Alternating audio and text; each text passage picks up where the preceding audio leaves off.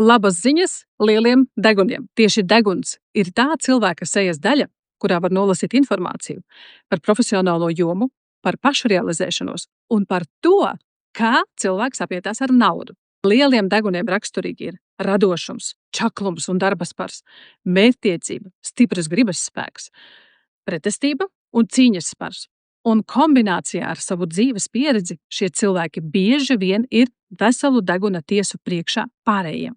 Šiem cilvēkiem dabiski ir raksturīgi tieši uzņēmējdarbība un atrašanās vadošos amatos. Šie cilvēki ar lielajiem deguniem labprātāk vada nekā tiek vadīti. Un šeit mums nāk iekšā mazie deguni, jo mazajiem deguniem ir aktivitāte iekšā, ir tāds kā mūžīgais dzinējs, līdzīgi kā bērniem.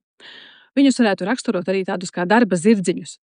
Ļoti čakli strādnieki, bet viņiem ir svarīgas darbā izdzīvotās sajūtas. Cilvēki ar mazajiem deguniem visbiežāk ir atrodami starp tiem, kuri smagi strādā, bet ir ļoti disciplinēti un ideālā gadījumā paveic savu darbu ar lielu entuziasmu. Tomēr šeit ir jāuzmanās, jo pārcenšanās var novest pie darbaholisma un izdegšanas. Bet viņi vislabprātāk strādā komandā, nevis raujās pēc vadošajām pozīcijām. Ja tevi interesē šīs visas tēmas, droši pieseko man.